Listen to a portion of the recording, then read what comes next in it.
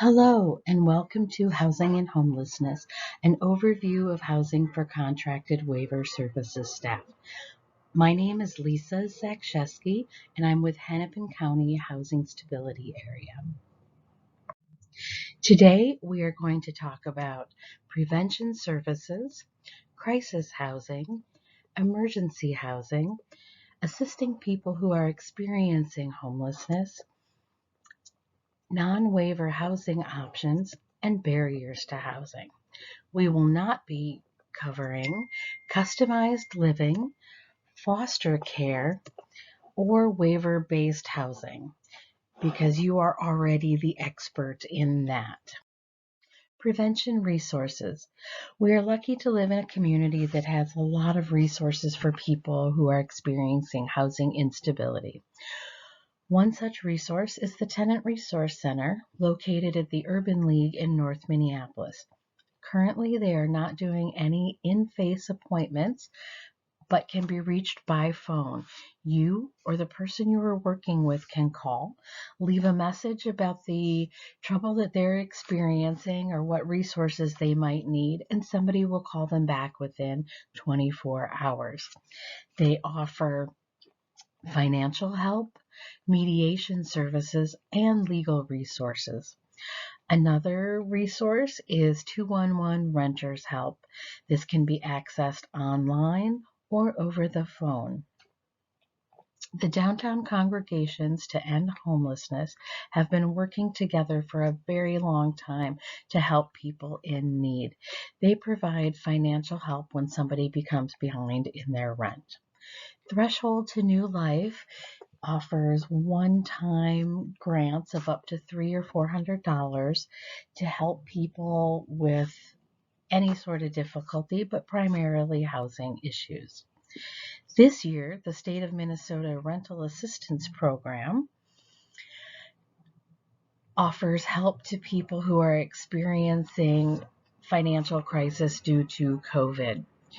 This replaces the CARES Act money from 2020. There are a couple new things with the renter's assistance this year. One is that even people who are getting a subsidy can apply for renter's help. And they will go all the way back to March of 2020 to help people with their rent. Crisis housing. What is crisis housing? The individual is experiencing a time of intense difficulty and is unable to care for themselves safely at home, on the streets, or in shelter.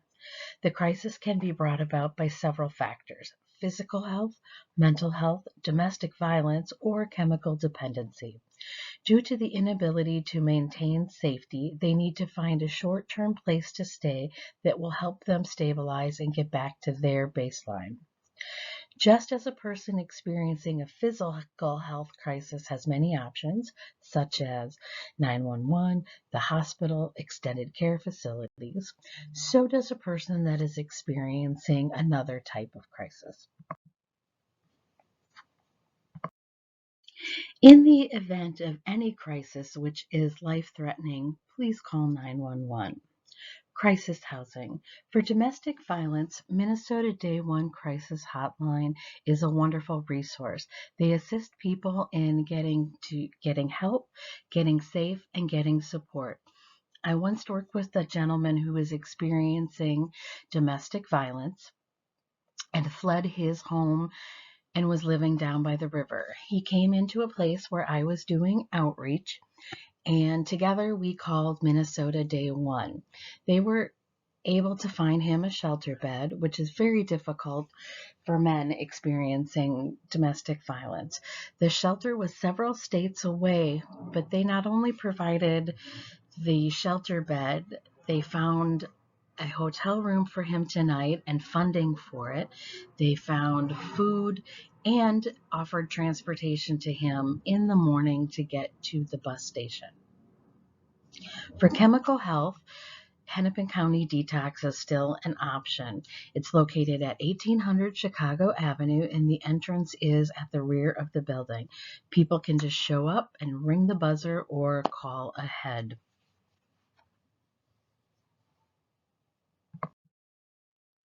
Crisis housing for mental health. One of the options is residential crisis stabilization. RCS is intended for a very short term crisis stabilization of up to 10 days. Most days wind up being about 3 to 7.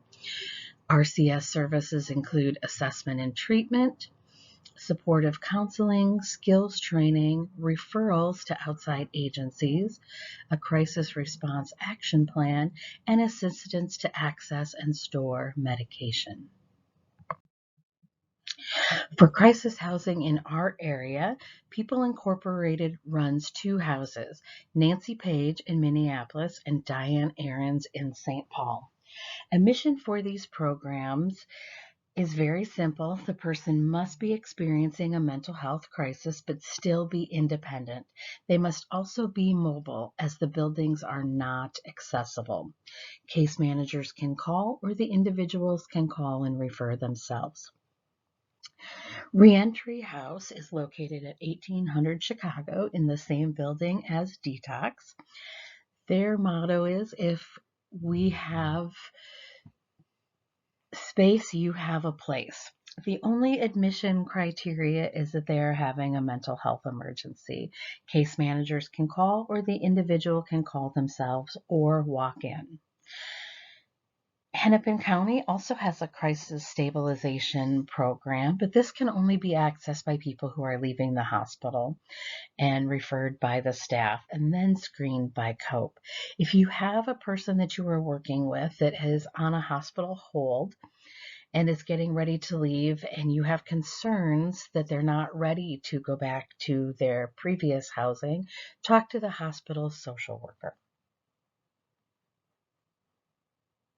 Also, be sure to determine whether a waiver must be closed when the person you're working with is going into any residential setting. Another crisis housing option for mental health is Intensive Residential Treatment Services, or IRTS. IRTS provides stays, usually less than 90 days, allowing time to develop skills needed for successful transition to outpatient services and supports in their home communities. These services include assessment and treatment planning, illness management, recovery skills, assessment and services for co-occurring disorders, family education, crisis assistance, development of healthcare directives, crisis prevention plans, nursing services, living skills, and assistance with transition to community-based services and housing. There's a lot of eligibility criteria for the IRTs. They must be 18 years old, eligible for MA, and meet the admission criteria, which basically is have a diagnosis of mental health as determined by a diagnostic assessment, have completed a functional assessment, have completed a locus assessment, and is reasonably expected to commence or resume illness management and recovery skills or strategies at this level of service. They must need 24-hour supervision, monitored and focused treatment, and they're not responding to an adequate trial of active treatments in a less intensive level of care, community services. And there also must be at risk of significant functional deterioration if IRTS is not received. And they must have one or more of the following: a history of 2 or more inpatient hospitalizations within the past year, significant independent living instability, homelessness, or frequent use of mental health and related services yielding poor outcomes.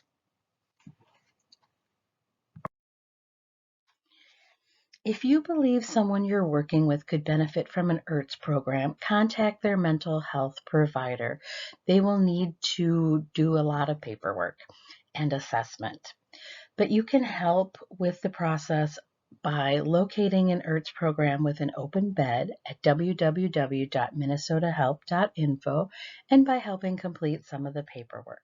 Again, be sure to determine if the waiver should be closed if the person you're working with does enter an IRTS program. What is emergency housing? When thinking of the difference between crisis housing and emergency housing, consider what caused the need for housing. Crisis housing is generally needed due to the person's state of being, whereas the need for emergency housing is needed due to the state of the person's housing. They lost their housing for some reason. Either they were evicted, kicked out, natural disaster, the place was inhabitable, but for whatever reason, the homelessness is caused by the housing. For our purposes, this is the Hennepin County shelter system. Adult Shelter Connect. All single adults must go through Adult Shelter Connect to find shelter beds. They are located in St. Olaf downtown at 215 South 8th Street. Right now, during this COVID emergency, they are closed to all walk-ins. Anybody who's never used shelter before must call the Adult Service or the Adult Shelter Connect and do an intake. Staff will spend time on the phone with them, ask them a lot of questions about their functioning, their homelessness history, and then they will be provided a community card.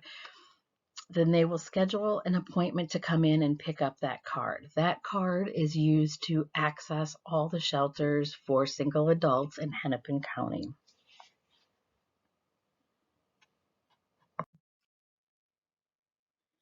There are several providers for single adult shelter. During the pandemic, some have moved to hotels and some have stayed in their current location but with fewer residents. Hours vary. A wide variety of services are offered to shelter guests. Healthcare for the homeless provides services at all of the shelters.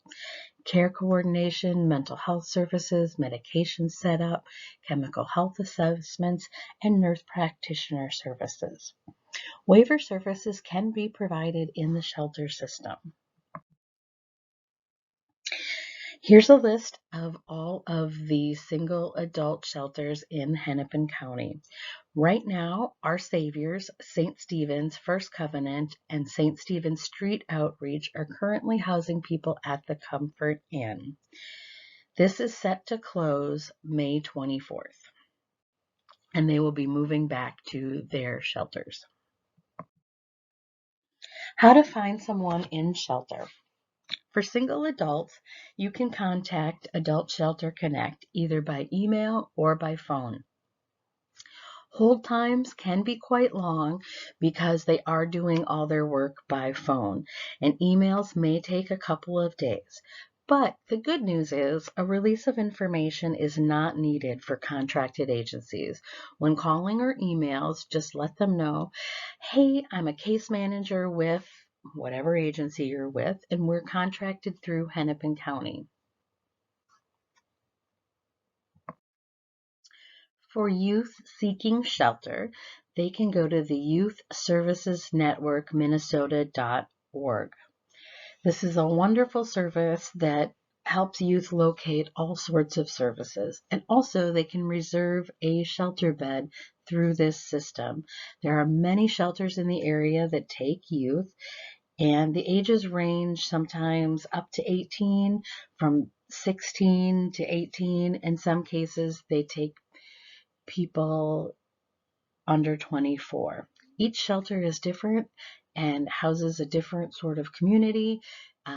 Some may be escaping sex trafficking, some may be on the run and trying to reunite with parents, and others just may be experiencing long-term homelessness.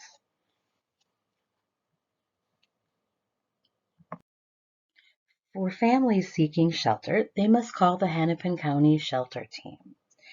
What they can expect when they call is to work with the family shelter expert to identify the appropriate shelter. They will also be asked to pay for their shelter stay. And a third thing to remember is they will have to prove relationship if they are seeking shelter as a family. For instance, if a grandmother is going to shelter and has custody of her grandchild, she will have to prove that in some sort of way. If she's applied for services before through the county for her grandson, that will already be on record. But if she's new to this system, she may have to provide a document saying that she has custody or something showing the relationship. If she has her grandson's birth certificate and say her daughter's birth certificate, then they're able to confirm that this child and person belong together.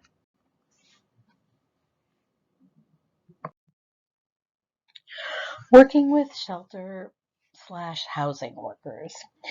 The most important thing to remember is just to be a team. Right now, everyone is so overworked and caseloads are high, both with case managers and housing advocates.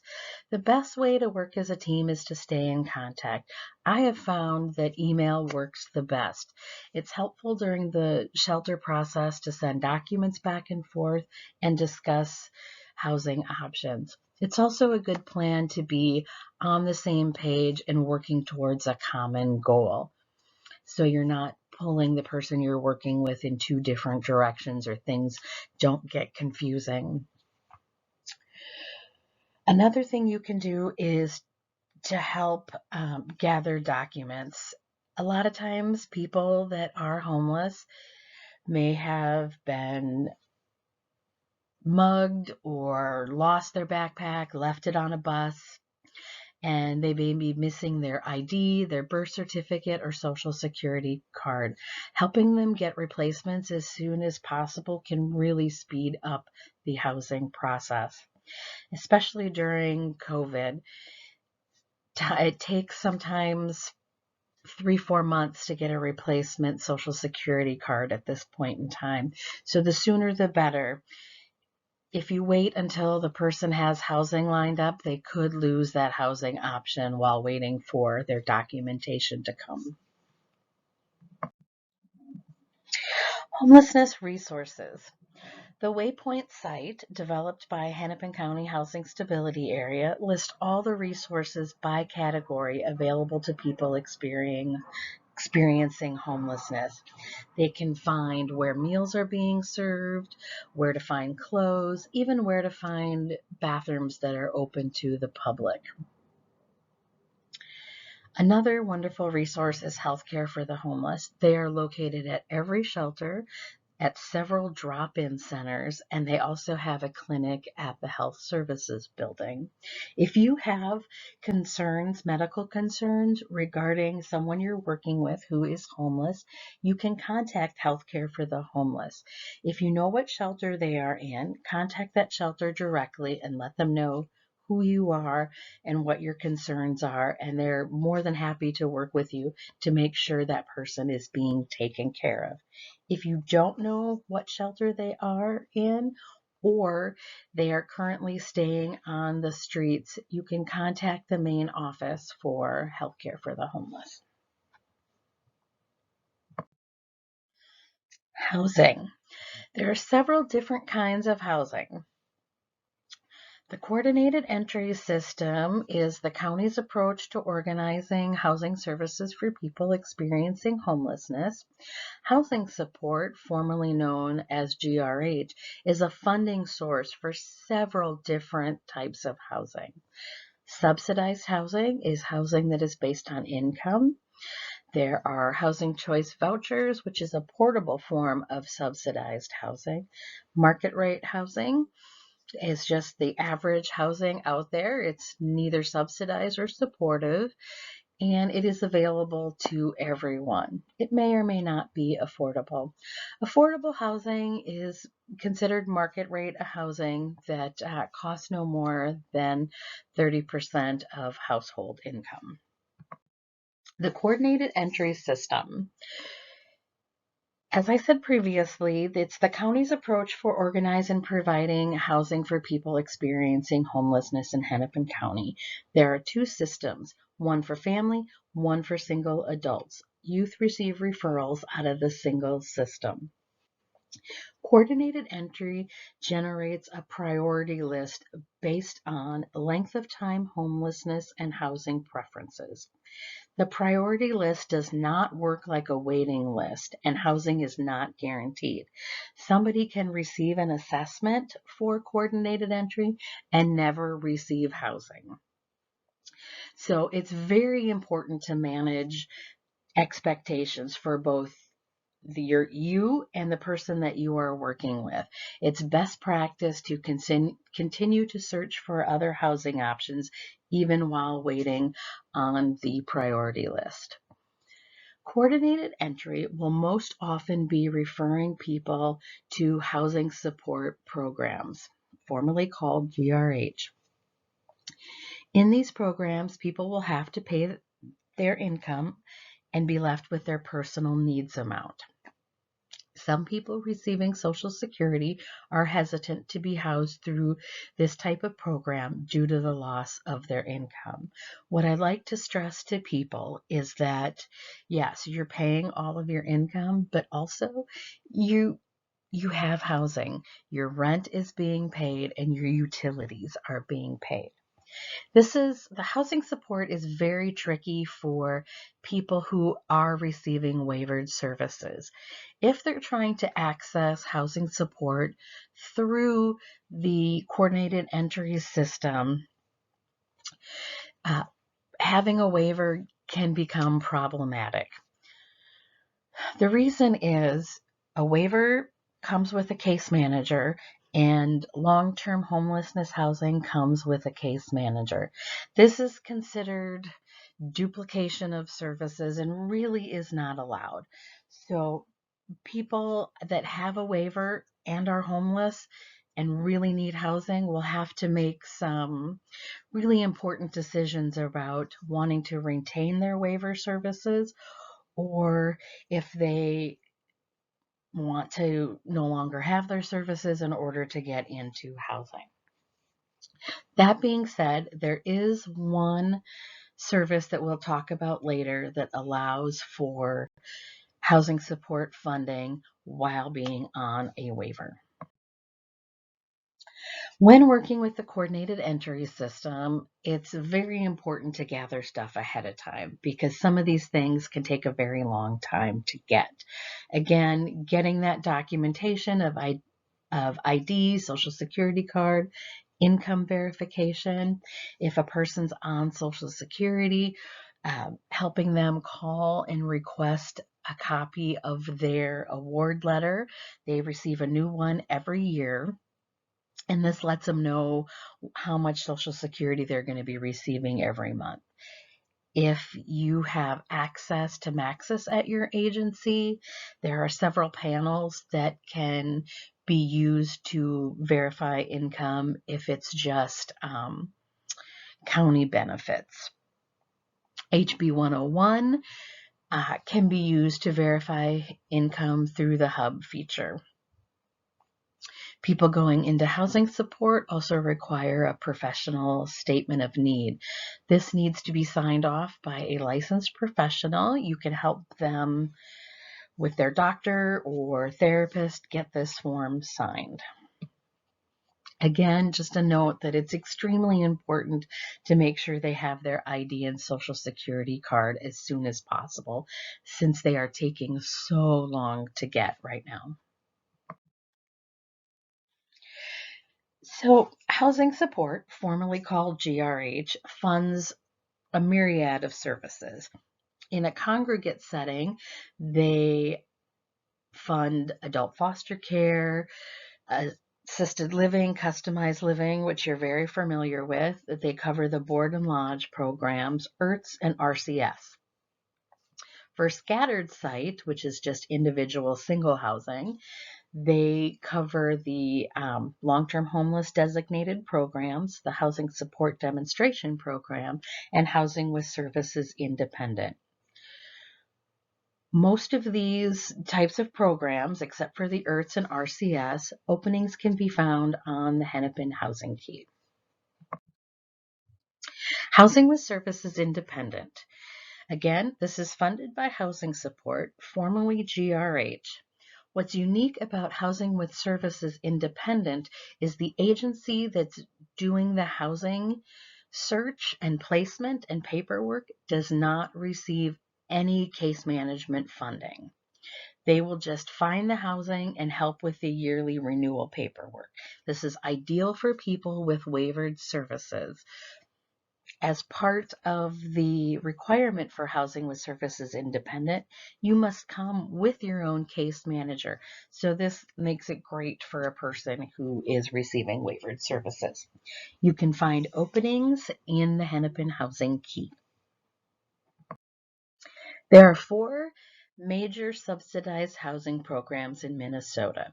One is the Section 8 voucher program. These are government-issued rent vouchers that renters can use in the private market.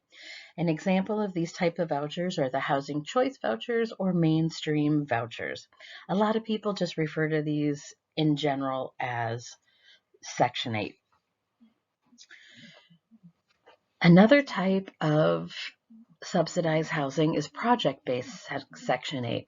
These are privately owned rent based on income facilities where the subsidy is connected to the building, not the person, whereas the voucher is connected to the person and not the building.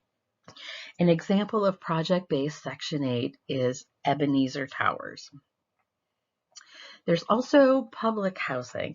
These are government-owned, rent-based on income housing facilities. Each housing authority area runs their own public housing facilities. Section 42 is privately owned, rent based on income facilities that use tax incentives to keep rents low. In the Section 42, it's just a lower rent. There's still a set amount of rent. There's no like 30% of income or anything like that. So it's just meant for landlords to keep rent affordable. Affordable can be kind of a misnomer under Section 42 because it is based on the average rent for the area. So if you're working with somebody and they want to live in Edina, and you're looking for a Section 42 apartment, you might find that even these affordable apartments are well out of the range for somebody whose primary income is Social Security. The best way to find any of the subsidized housing is either on Housing Link or on the HUD website. One very exciting thing is MPHA, Minneapolis Public Housing, elderly housing for people 62 and over. There's really no waiting list. Applicants are currently getting housing within 1 to 3 months. You can contact MPHA online to get information on how to apply. It's been a little different during the pandemic. What you can do is request an application packet, either walk in or call and get one mailed to you. And they're doing 2 packets right now. One is the general application packet, and I really suggest you help somebody fill this out. They're quite long and they can be a little confusing, and MPHA will not accept them if they're not filled out correctly. They have that one, and then there's a secondary packet, which used to be when you went in for your interview. This is the paperwork that the worker filled out during the interview. Since they're not taking any clients in person, they want both of these filled out ahead of time. Once you have those filled out, you will need proof of income, which is generally the Social Security award letter. You'll need a copy of the ID, a copy of the Social Security card, and any verification from any banks if they have a savings or checking account. They'll need copies of a few months of bank statements. And once all that is in, they run the background check, and if it comes back positive, they're offered a unit. The background check is the longest part of this process, and that can take up to a month, 6 weeks if they have lived in other states. Veterans housing. If you're working with a veteran, there are several options. One of them is the VASH voucher, which is the Veterans Affairs Supportive Housing Voucher. And it's a program for homeless veterans. It pairs a Section 8 voucher with case management and supportive services. You can access these through the Community Resource and Referral Center, CRRC. It's a veterans drop-in center located on Harmon Place in Minneapolis. They also provide a lot of other really wonderful services. MACV, Minnesota Assistance Council for Veterans, also has different types of housing, including permanent housing, transitional housing, and master leasing. You can contact them online. Master leasing is actually a very great program. MACV rents the apartments themselves and then sublets to people. This is especially great for people who have a difficult background. For market rate rentals, you can search everywhere from Craigslist, Zillow, any other resource. But Housing Link really is a good source even for market rate rentals. You'll find some that are lower cost, and you'll also find landlords that are more open to taking people with some difficulty in their background. There is a handout that offers tips for using Housing Link services. Barriers to housing. What are housing barriers? People living in poverty often encounter a variety of barriers when applying for housing, but with good communication and advocacy, many landlords are willing to consider overlooking those barriers. People will want to be honest about past issues because they will always come up in a background check, and also plan well to prevent those issues from happening again. The advocacy of a third party, that's you, often influences a landlord to take a risk. When talking to a landlord, emphasize the successes and supportive services that the person you're working with is receiving. Start working on barriers as soon as possible and don't wait till an apartment or living arrangement has been located. Some of the more common barriers: insufficient income. One thing you can do for insufficient income is to contact Eligibility Services in Hennepin County. See if there's anything that they are qualified for, like QMB, Qualified Medicare Benefits.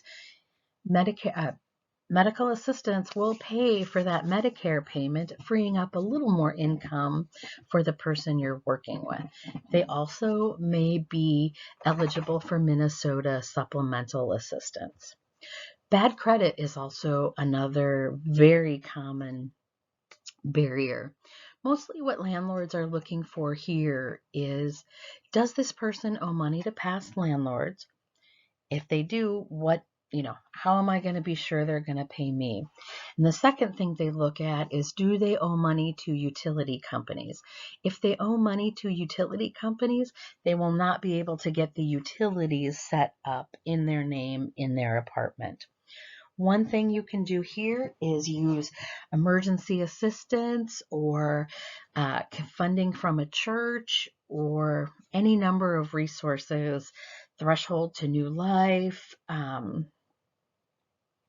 There are a lot of resources out there for financial help to help pay off those two specific things: past due rent and utilities.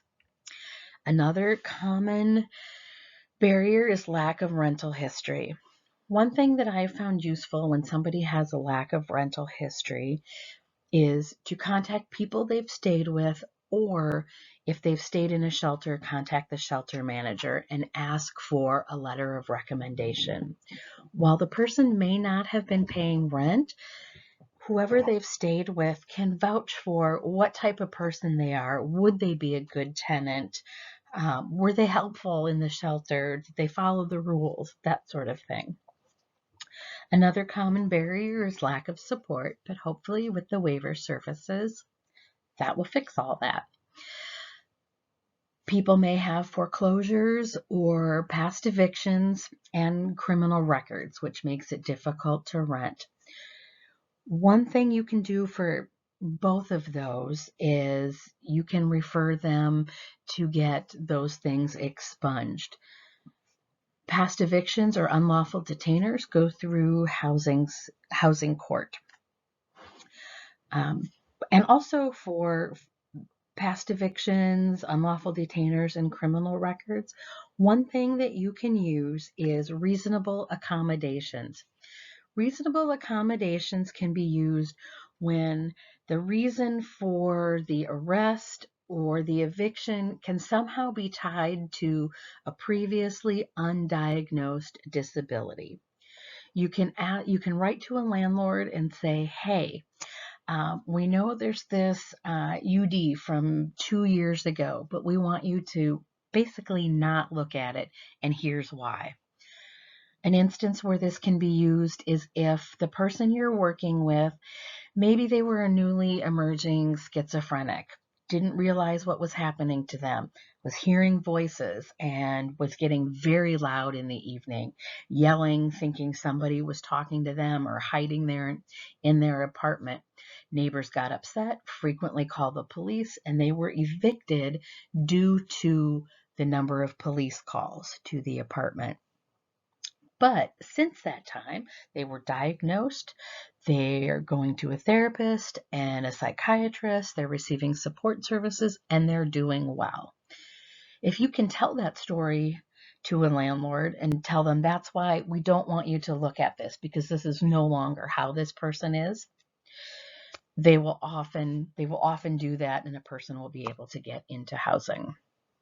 Again, another reason is unmet disability needs resulting in unsafe behavior. Hopefully, their waivered service is meeting most of that. If not, there are some other community resources that can be used when people have a waiver, such as ARMS services, adult rehabilitative mental health services, or community drop-in centers.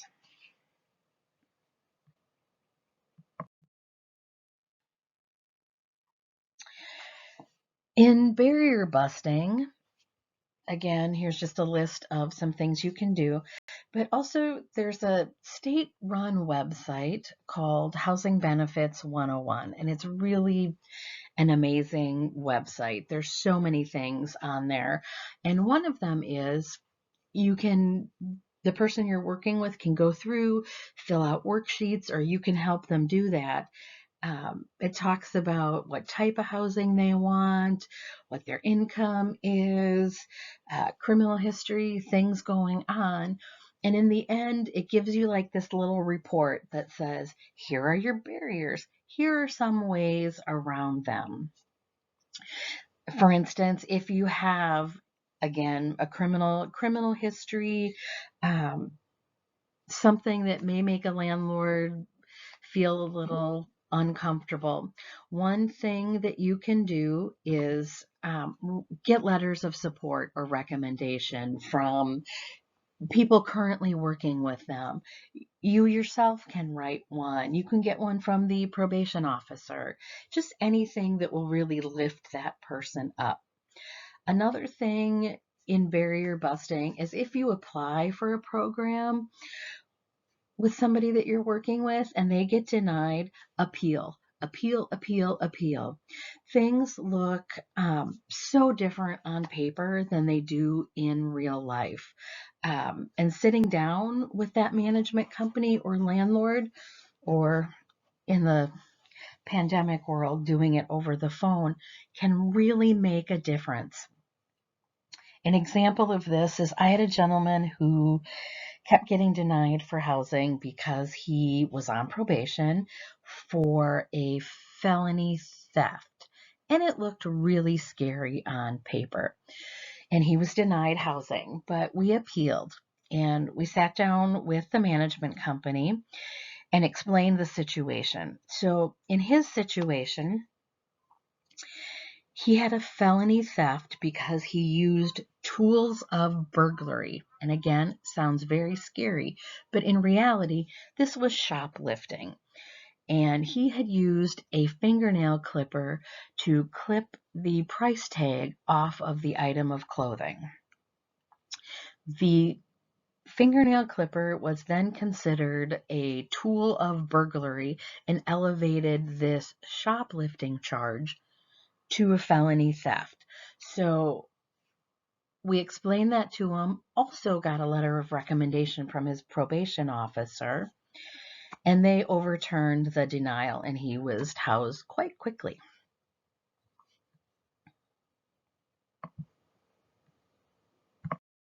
To learn more about housing, you can go to Housing Link or HB 101. Both of these websites have so many resources. They have educational videos about the housing process, how to choose where to live, how to put your best foot forward, how to increase your income, where the open wait lists are for vouchers and public housing. There are live chats with DHS on HB 101. You can ask questions and get answers in real time. You can also get income verifications directly from DHS, and they can be put in a vault for the client. If you and the person you're working with both have a vault, you can exchange documents back and forth, get them from DHS. There's really a lot of good stuff on there. There's also trainings on HB 101 about MSA, Minnesota Supplemental Assistance, and about using reasonable accommodations. We also have an internal Hennepin County Housing Stability Sharepoint site. Currently, it's only available internal, but we are working on bringing that to a computer near you. Thank you so very much for taking time to learn more about housing. If you have any questions, please feel free to reach out to me at lisa.zakcheski@hennepin.us.